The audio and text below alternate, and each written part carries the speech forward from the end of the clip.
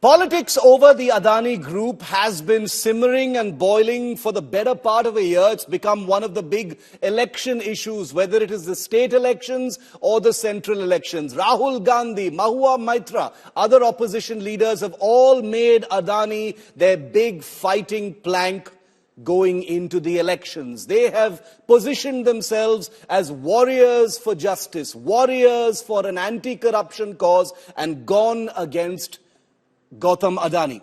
Well, here on India Today, we've always said an investigation is an absolute must. An investigation must happen at all costs, and that is what is taking place under the ambit of the Securities and Exchange Board of India.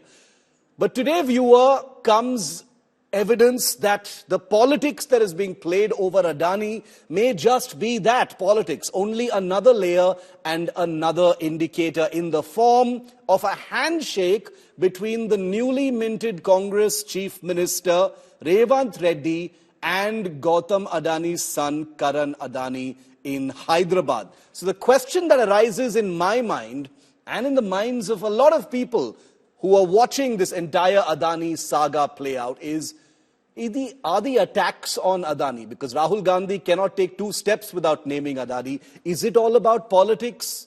Why is Rahul Gandhi otherwise allowing Congress chief ministers to meet with the Adani group, shake hands with them, accept their investment, clear the decks so that the company can make even more profits? Why is it that the Indie alliance has proven to be so filthily hypocritical when it comes to big business? The question is not about whether the Adani group should be investigated or not, viewer. We are absolutely clear about that. Whether it is Hindenburg, whether it is anybody else's report, the Adani group, like any other group in the country, should be held to investigative scrutiny at all commensurate levels, any level possible. Even the politics of it is acceptable. But when you see images of Revanth Reddy shaking hands with Adani, when you see the Congress and the left fighting for credit over the Adani port in Kerala, when you see Mamata Banerjee doing namaste to Adani while discussing a deep sea port in Bengal, when you see Ashok Gehlot warmly welcoming Adani on stage at event after event in Rajasthan, when you see Bhupesh Baghel accepting Adani investment in Chhattisgarh, when you see the Adani group now shaking hands with the newest Congress Chief Minister Revanth Reddy in Telangana, one has to wonder whether it is all only about politics. How can a group of parties, the left, the Congress, the Trinamool and others who've made common cause over the issue of Adani, claim to be custodians of the anti-corruption plank when their governments, their parties are happy to shake hands and rub shoulders with the Adani group? How does that work? Well, the Congress has many ways said, how can the onus be on the opposition? It's the central government that needs to take a stand, needs to take the onus, needs to take the initiative and act against it. Well, that's precisely what has happened. The Securities and Exchange Board of India is investigating the Adani group. 22 out of 24 cases have been investigated. There are 2 left. Today, the Supreme Court, the top court of the country, called many of the petitions against the SEBI investigation unsubstantiated. They refuse to entertain any pleas for a special investigation team, and in one fell swoop, the Supreme Court has basically issued a slap to those who appear to be wasting its time with unsubstantiated, unresearched and shoddy public interest litigations, in effect wasting the time of the top court when India already has such a huge backlog.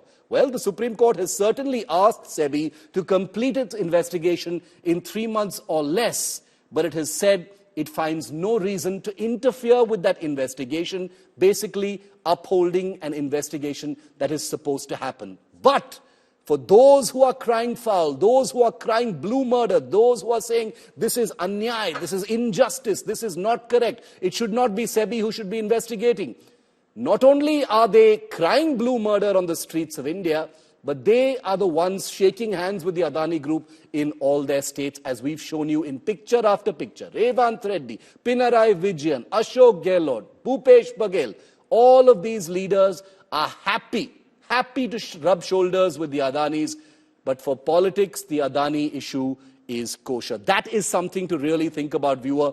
And let me end once again by saying it again. The Adani Group is not special. It should be subjected to every level of scrutiny that is available in the country. Do we trust our institutions, or do we simply let the politics play out just because it's election season? Because remember, the public is going to be confused.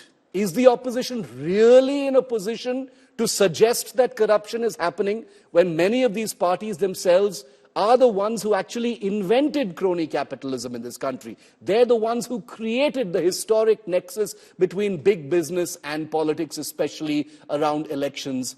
Are they really in a position to now be the sort of crusaders against Adani and big business as they want to position themselves to be? Well, the public is a little smarter than that.